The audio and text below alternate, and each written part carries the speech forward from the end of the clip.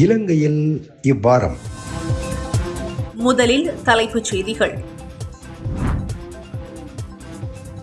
தமிழ் பேசும் மக்களின் பிரச்சனைகளுக்கு தீர்வு காண பொது மேடை, 6 கட்சிகள் இணைந்தன. வலிந்து காணாமலாக்கப்பட்டவர்களுக்கு நீதி வழங்குவதில் இலங்கை தொடர் தோல்வி, வெளியானது புதிய அறிக்கை. பூர்வீக காணிகளை விடுவிக்க கோரி யாழ்ப்பாணத்தில் தொடர் போராட்டம். இலங்கை முழுவதும் வாழும் தமிழ் பேசும் சமூகங்களை பாதிக்கும் பிரச்சனைகளை கூட்டாக பரிந்துரைத்து தீர்வு காணும் நோக்கில் 6 தமிழ் மற்றும் முஸ்லிம் அரசியல் கட்சிகள் ஒன்றிணைந்து ஒரு பொது அரசியல் தளத்தை அமைத்துள்ளன. அதேவேளை இந்த முயற்சி ஒரு தேர்தல் கூட்டணியோ அல்லது அரசாங்க எதிர்ப்பு இயக்கமோ அல்லவென்றும் அவை வலியுறுத்துகின்றன.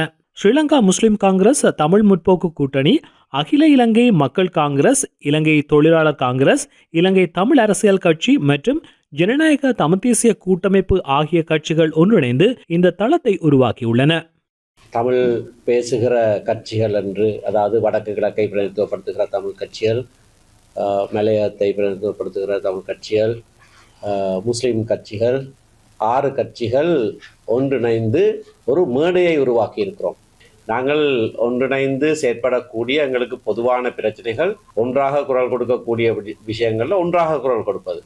ஏனென்றால் அது எங்களுக்கு ஒரு பலத்தை சேர்க்கும். தனித்தனியாக சொல்வதை விட சேர்ந்து ஒரு விடயத்தை நாங்கள் முன்னெடுப்பது பலத்தை சேர்க்கும். இந்த மேடையை நாங்கள் எங்களுக்குள்ளே ஒரு சம்பாஷணையாக உபயோகித்துக் கொள்வோம். எழுகிற பிரச்சனைகளுக்கு முகம் கொடுக்கிற போது அல்லது புது பிரச்சனைகள் வருகிற போது எங்களுக்குள்ளே ஒரு ஒற்றுமையை நாங்கள் வகுத்து கொள்ளலாமா அந்த பிரச்சனை சம்பந்தமாக. அப்படி இல்லாவிட்டால் நாங்கள் தனித்துவத்தை பேணி நடந்து கொள்வதற்குமான இணக்கப்பாடு உண்டு.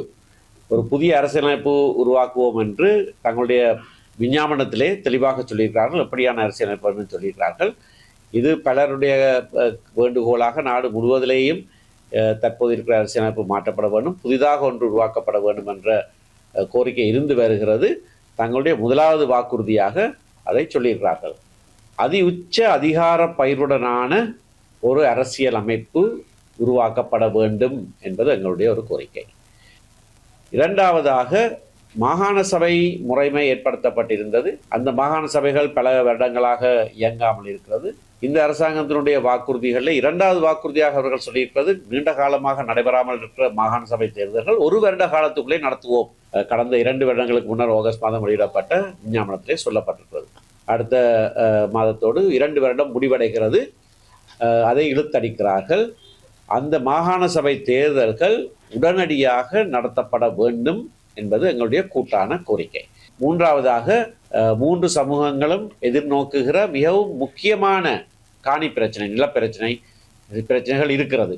அது எங்களுடைய மக்கள் இணங்கக்கூடிய வகையிலே சரியான முறையிலே தீர்த்து வைக்கப்பட வேண்டும். அதற்கு நாங்கள் சேர்ந்து குரல் கொடுக்கிற அதே வேளையிலே எங்களுடைய சமூகங்களுக்கு இடையிலேயும் காணி சம்பந்தமான பிரச்சனைகள் இருப்பது எல்லாருக்கும் தெரிந்த விடயங்கள். அது சம்பந்தமாக இந்த மேடையை நாங்கள் உபயோகித்து எங்களுக்குள்ளேயே ஒரு சம்பாஷணை மூலமாக அதனை தீர்த்து வைப்பதற்கான முயற்சிகளை மேற்கொள்வோம். தமிழதாயகம் தமிழீழ விடுதலை புலிகள் அமைப்பின் கட்டுப்பாட்டில் இருந்த காலத்தில் தடை செய்யப்பட்டிருந்த பல்வேறு மீன்பிடி வலைகள் மற்றும் மீன்பிடி முறைகள் மீண்டும் பரவலாக பயன்படுத்தப்படுவதாக வடக்கின் மூத்த மீனவ சங்க தலைவர் ஒருவர் தெரிவித்துள்ளார். போர் முடிவடைந்த பின்னர் இலங்கை அரசாங்கம் மீன்பிடி தொழிலுக்கு விதித்திருந்த கட்டுப்பாடுகள் படிப்படியாக நீக்கப்பட்டதை அடுத்து தடை செய்யப்பட்ட மீன்பிடி முறைகளின் பயன்பாடு கணிசமாக அதிகரித்துள்ளதாகவும் அவர் சுட்டிக்காட்டியுள்ளார். 2009 விடுதலை புலிகளின் நிர்வாக கால பகுதிகளிலே இந்த தொழில் முறைகள் அனைத்தும் தடுக்கப்பட்டிருந்தன. குறிப்பாக இலங்கை மீனவர்கள், குறிப்பாக வடபகுதி மீனவர்கள் குறிப்பிட்ட தூரம் கடலுக்கு சென்று மீன் பிடிக்கக்கூடிய அனுமதியைத்தான் கடற்படையும் வழங்கியிருந்தது. இருந்த போதிலும் அந்த பகுதிகளிலே அவர்களின் வாழ்வாதாரத்துக்கு தேவையான அனைத்து கடல் உணவுகளையும் அறுவடை செய்து அதனூடாக கிடைக்கின்ற வருமானத்தை கொண்டு தங்கள் வாழ்வாதாரத்தை அன்றைய காலப்பகுதியில் அவர்கள் செய்து வந்தார்கள். 2009க்கு பின்னர், யுத்தம் நிறைவுக்கு பின்னர் படிப்படியாக அரசாங்கம் வேண்டிய தூரம் சென்று கடலில் நீங்கள் மீன் பிடிக்கலாம் என்று அந்த சூனிய பிரதேசங்களை அகற்றின பிறகு இந்த தடை செய்யப்பட்ட மீன்பிடி முறைகள் எல்லை தாண்டியதாக இருக்கின்றது. அதாவது வரையறுத்ததுக்கு அப்பாலே இப்போது செயற்பட்டு வருகிறது. டைனமைட்டாக இருக்கட்டும், சுருக்கு வலையாக இருக்கட்டும், ரோலராக உழுவுப்படைகளாக இருக்கட்டும், அதே போன்று ஏனைய பல விடயங்கள், தங்கூசி கொண்டு தொழில் பிடிக்கும் முறைகள், அவ்வாறான 14 வகையான தடை செய்யப்பட்ட தொழில் முறைகளும் இப்போது இந்த வடக்கு கடற்பரப்பிலையும் அதே போன்று மன்னார் மாவட்டத்திலும் பெருவாரியாக பெருகி இருக்கின்றது. இந்த விடயங்கள் தொடர்பில் தற்போதைய கடற்றொழில் அமைச்சர் ராமலிங்கம் சந்திரசேகரனை பல தடவைகள் சந்தித்து கலந்துரையாடிய போதிலும் அவர் ஆக்கப்பூர்வமான எந்தவித நடவடிக்கைகளையும் எடுக்கவில்லை என அவர் குற்றம் சாட்டியுள்ளார்.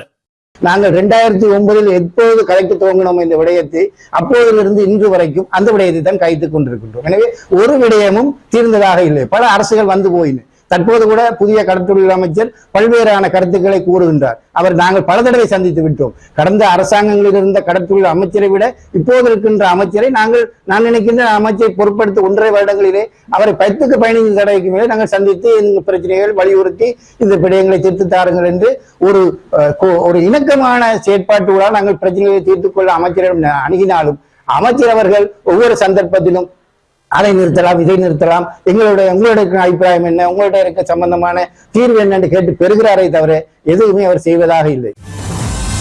இலங்கையின் அனைத்து மக்களையும் பிரதிநிதித்துவப்படுத்தாத இலங்கை தொல்லியல் திணைக்களத்தின் உத்தியோகபூர்வ சின்னம் மாற்றப்பட வேண்டும் என வடக்கின் பிரதான அரசியல் கட்சி தொல்லியல் திணைக்களத்தின் பணிப்பாளர் நாயகத்திடம் வலியுறுத்தியுள்ளது. தற்போது பயன்பாட்டில் உள்ள தொல்லியல் திணைக்களத்தின் உத்தியோகபூர்வ சின்னம் பௌத்தர்களால் புனிதமாக கருதப்படும் தர்ம சக்கரம் மற்றும் சைத்திய ஆகிய சின்னங்களை உள்ளடக்கியதாக வடிவமைக்கப்பட்டுள்ளது. இதனை மாற்றியமைத்து அனைத்து இனங்களையும் மதங்களையும் பிரதிநிதித்துவப்படுத்தும் வகையில் அந்த உத்தியோகபூர்வ சின்னம் திருத்தியமைக்கப்பட வேண்டும் என இலங்கை தமிழரசு கட்சியின் 2 பிரதிநிதிகள் தொல்லியல் திணைக்களத்தின் பணிப்பாளர் நாயகத்தை சந்தித்து வலியுறுத்தியுள்ளனர். அந்த சந்திப்பில் இலங்கை தமிழரசு கட்சியின் செயலாளரும் ஜனாதிபதி சட்டத்தரணியுமான M.A. சுமந்திரனும் அந்த கட்சியின் நாடாளுமன்ற உறுப்பினர் சாணக்கியன் ராஜபுத்திரன் ராசமாணிக்கமும் கலந்து கொண்டிருந்தனர். மேலும் வடக்கு கிழக்கு மாகாண மக்களுக்கு தொல்லியல் திணைக்களத்தால் ஏற்பட்டுள்ள காணி பிரச்சினைகளுக்கு நியாயமானதும் அனைத்து தரப்பினரும் ஏற்றுக்கொள்ளக்கூடியதுமான தீர்வுகள் வழங்கப்பட வேண்டும் எனவும் அவர்கள் வலியுறுத்தியுள்ளனர். வடக்கு மற்றும் கிழக்கு மாகாணங்களில் தொல்லியல் திணைக்களத்தின் நடவடிக்கைகளால் மக்கள் எதிர்கொள்ளும் பல்வேறு பிரச்சனைகள் குறித்தும் பதில் தொல்லியல் பணிப்பாளர் நாயகம் செனரத் விக்ரமசிங்கவுடன் விரிவாக கலந்துரையாடப்பட்டதாக இலங்கை தமிழரசு கட்சி வெளியிட்டுள்ள அறிக்கையில் தெரிவிக்கப்பட்டுள்ளது. பல நூற்றாண்டுகள் பழமை வாய்ந்த திருகோணமலையில் உள்ள திருக்கோணேஸ்வரம் ஆலய வளாகத்தில் அமைந்துள்ள 54 வர்த்தக நிலையங்களும் அகற்றப்பட வேண்டும் எனவும் இலங்கை தமிழரசு கட்சியின் 2 பிரதிநிதிகளும் வலியுறுத்தியுள்ளனர். தொல்லியல் திணைக்களம் இன மத வேறுபாடுகளின்றி செயற்படுகின்றது என்ற நம்பிக்கையை தமிழ் மக்களிடையே ஏற்படுத்த வேண்டுமாயின் இதனை உடனடியாக செய்ய வேண்டும் எனவும் அவர்கள் சுட்டிக்காட்டியுள்ளனர். பழமை வாய்ந்த திருக்கோணேஸ்வரம் ஆலய வளாகத்திலேயே 54 வர்த்தக நிலையங்கள் அமைக்கப்பட்டிருப்பதால் பக்தர்கள் கடுமையாக பாதிக்கப்பட்டுள்ளதாக கடந்த காலங்களில் பல சந்தர்ப்பங்களில் சுட்டிக்காட்டப்பட்டிருந்தது. மட்டக்களப்பு மாவட்டத்துக்கு நேரடியாக சென்று தந்தாமலை முருகன் ஆலயம் உள்ளிட்ட பல பகுதிகளில் தொல்லியல் திணைக்களத்தால் உருவாக்கப்பட்டுள்ள பிரச்சினைகளை ஆய்வு செய்து தமிழ் மக்கள் ஏற்றுக்கொள்ளக்கூடிய தீர்வுகளை வழங்க தேவையான நடவடிக்கைகளை எடுக்குமாறும் இலங்கை தமிழரசு கட்சியின் 2 பிரதிநிதிகளும் கோரியுள்ளனர். திருகோணமலை குச்சவெளி பகுதியில் 37 கிலோமீட்டர் தூரத்துக்குள் 42 பௌத்த விகாரைகள் அமைக்கப்பட்டுள்ள நிலையில் அவற்றுக்கும் தொல்லியல் திணைக்களத்துக்கும் ஏதேனும் தொடர்பு உள்ளதா என்பது குறித்தும் அந்த 2 தமிழ் மக்கள் பிரதிநிதிகளும் தொல்லியல் பணிப்பாளர் நாயகத்திடம் கேள்வி எழுப்பியுள்ளனர். வன்னி பிராந்தியத்தில் உள்ள குருந்தூர் மலை மற்றும் வெடுக்குநாரி மலை ஆகிய சிவன் ஆலயங்கள் உள்ளிட்ட பகுதிகளில் தமிழ் மக்கள் தமது வழிபாட்டு உரிமையை சுதந்திரமாக பயன்படுத்துவதற்கு தேவையான சட்ட பாதுகாப்பை உறுதிப்படுத்துமாறும் பதில் தொல்லியல் பணிப்பாளர் நாயகத்திடம் கோரிக்கை விடுக்கப்பட்டுள்ளது. வடக்கு கிழக்கின் நிலப்பரப்புகள் மற்றும் வரலாற்று முக்கியத்துவம் வாய்ந்த இடங்கள் தொடர்பில் தமிழ் முஸ்லிம் மக்களுடன் சேர்ந்து சிங்கள மக்களும் உரிமை கோரி வருகின்றனர். இந்த நிலையில் தொல்லியல் திணைக்களம் சிங்கள பௌத்தர்களுக்கு ஆதரவாக செயற்படுவதாக குற்றச்சாட்டுகள் எழுந்து வரும் பின்னணியில் கடந்த ஆண்டு இலங்கை அரசாங்கம் 19 சிங்கள உறுப்பினர்களை கொண்ட புதிய தொல்லியல் ஆலோசனை குழுவை நியமித்திருந்தது. இந்த தொல்லியல் ஆலோசனை குழுவின் பதவிக்காலம் 2027 ஆண்டு மார்ச் மாதம் வரை நடைமுறையில் இருக்கும் என்பதும் குறிப்பிடத்தக்கது. வலிந்து காணாமலாக்கப்பட்டவர்கள் தொடர்பான விசாரணைகளையும் காணாமலாக்கப்பட்டோரின் குடும்பங்களுக்கு நீதி கோருவதிலும் இலங்கை தொடர்ந்தும் தோல்வியடைந்து வருவதை சர்வதேச உண்மை மற்றும் நீதி செயற்திட்டத்தின் புதிய அறிக்கை வெளிப்படுத்தியுள்ளது. செம்மணியில் அமைந்துள்ள மனித புதைகுழியானது உண்மையை நிலைநாட்டுதல், நீதியை வழங்குதல் மற்றும் காணாமலாக்கப்பட்டவர்களின் குடும்பங்களுக்கு பொறுப்பு கூறலை உறுதி செய்தல் ஆகிய தங்களின் கடமைகளை நிறைவேற்றுவதில் இலங்கை அரசாங்கங்கள் திட்டமிட்ட வகையிலும் தொடர்ச்சியாகவும் தோல்வியடைந்து வருவதாக அந்த அறிக்கையில் சுட்டிக்காட்டப்பட்டுள்ளது. செம்மணி நாங்கள் இன்னும் தேடிக்கொண்டிருக்கிறோம் என்ற தலைப்பில் இந்த புதிய அறிக்கை வெளியாகியுள்ளது. செம்மணி நாங்கள் இன்னும் தேடிக்கொண்டிருக்கிறோம் என்ற 45 பக்க அறிக்கை 3 தசாப்தங்களாகியும் காணாமலாக்கப்பட்டவர்களின் குடும்பங்களால் வழங்கப்பட்ட பல வாக்குமூலங்களின் ஆரம்ப வார்த்தையாக காணப்படுகின்றது. 30 ஆண்டுகள் கடந்தும் தங்கள் அன்புக்குரியவர்களின் உடல்களை மீட்பது ஒரு புறம் இருக்க, அவர்களின் நிலை என்னவென்று இன்னும் அவர்களால் அறிய முடியாத நிலையில் அந்த குடும்பங்கள் காணப்படுகின்றன. தற்போது இலங்கையில் அடையாளம் காணப்பட்டுள்ள மிகப்பெரிய மனித புதைகுழியான செம்மணி சிந்துபாத்தி இந்து மயான மனித புதைகுழியில் இருந்து குழந்தைகளின் எச்சங்கள் உள்ளடங்கலாக 400க்கும் மேற்பட்ட எலும்புக்கூடுகள் அகழ்ந்தெடுக்கப்பட்டுள்ளன. 3 வாரங்கள் இடைவேளைக்கு பின்னர் செம்மணி மனித புதைகுழியின் அகழ்வு பணிகள் இந்த வாரம் ஆரம்பமாகியுள்ளன. ஆயுத மோதல் காலத்தில் இலங்கை இராணுவத்தால் மேற்கொள்ளப்பட்டதாக கூறப்படும் காணாமலாக்கப்படுதல், சட்டவிரோத கொலைகள் மற்றும் பிற கடுமையான மீறல்களுடன் செம்மணி மனித புதைகுழியை இணைக்கும் கணிசமான ஆதாரங்கள் இருப்பதால் இது ஒரு விசேட வழக்காக கருதப்பட வேண்டும் என சர்வதேச உண்மை மற்றும் நீதி செயற்திட்டத்தின் அறிக்கையில் வலியுறுத்தப்பட்டுள்ளது.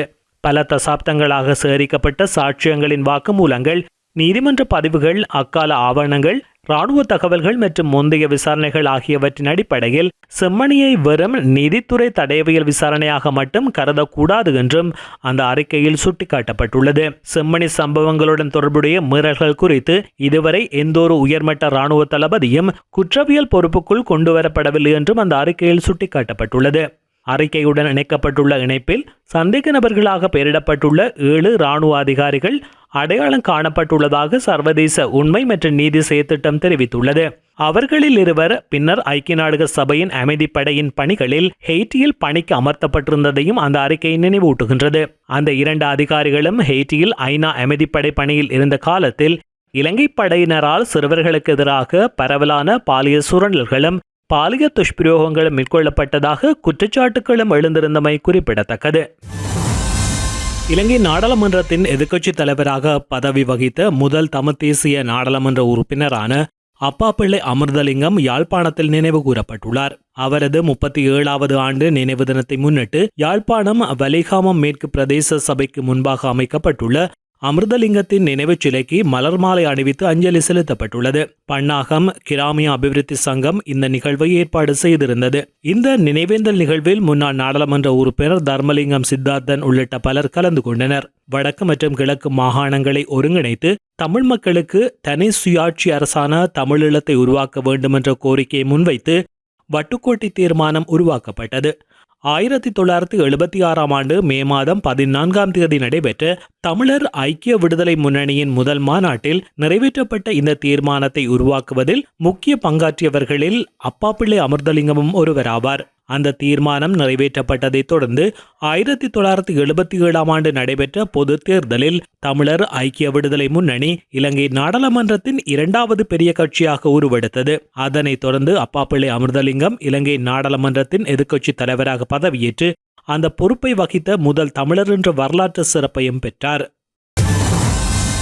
இலங்கையில் இடம்பெற்ற யுத்தம் நிறைவுக்கு கொண்டுவரப்பட்டு 17 ஆண்டுகள் நிறைவடைந்துள்ள நிலையில் இந்த காலப்பகுதிக்குள் அதிகாரத்தில் இருந்த 5 ஜனாதிபதிகளில் ஒருவர் கூட யாழ்ப்பாணம் வலிகாமம் வடக்கு மக்களின் காணி பிரச்சினைக்கு உரிய தீர்வினை பெற்றுக் கொடுக்கவில்லை என குற்றஞ்சாட்டப்பட்டுள்ளது.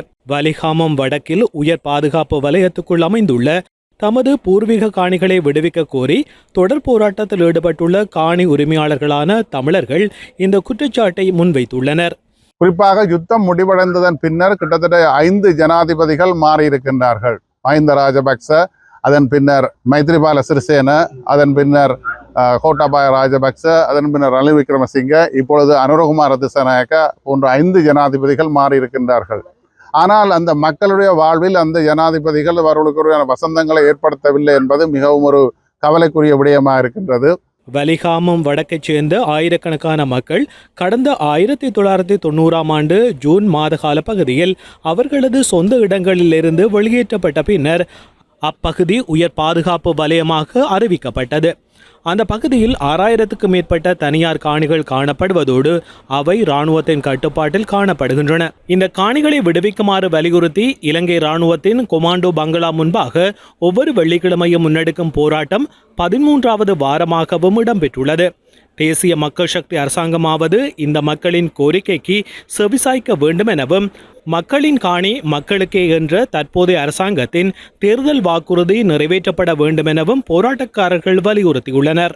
ஆனால் இந்த அரசாங்கம் தொடர்ந்து அந்த மக்களை ஒவ்வொரு காலங்களிலும் ஒவ்வொரு விதமான ஜனாதிபதி ஒரு கருத்தையும், பாதுகாப்பு பிரதி அமைச்சர் ஒரு கருத்தையும், அதே போன்று அரசாங்க அதிகாரிகள் ஒவ்வொரு கருத்தையும் மாறி மாறி சொல்கின்ற நிலைமையும், அரசாங்க சார்பு ஆளுங்கட்சி நாடாளுமன்ற உறுப்பினர் ஒவ்வொரு கருத்துக்களை சொல்கின்ற சூழலில் அந்த மக்கள் தொடர்ந்து ஏமாற்றப்பட்டு கொண்டிருக்கின்றார்கள். மக்களுடைய நிலங்கள் மக்களுக்கே சொந்தம் என்கின்ற கருத்தை கொடுத்த தேர்தல் காலங்களில் கொடுத்த வாக்குறுதிகளை இந்த அரசாங்கம் நிறைவேற்ற வேண்டும் என்பதும், அந்த மக்களுடைய அபிலாசைகள் சொந்த பூர்வீக இடங்களை மீள அவரிடம் கொடுக்க வேண்டும் என்பதுதான் இந்த இடத்துல இருக்கின்றது. எனவே அந்த மக்கள் தொடர்ந்து போராடி கொண்டிருக்கின்றார்கள்.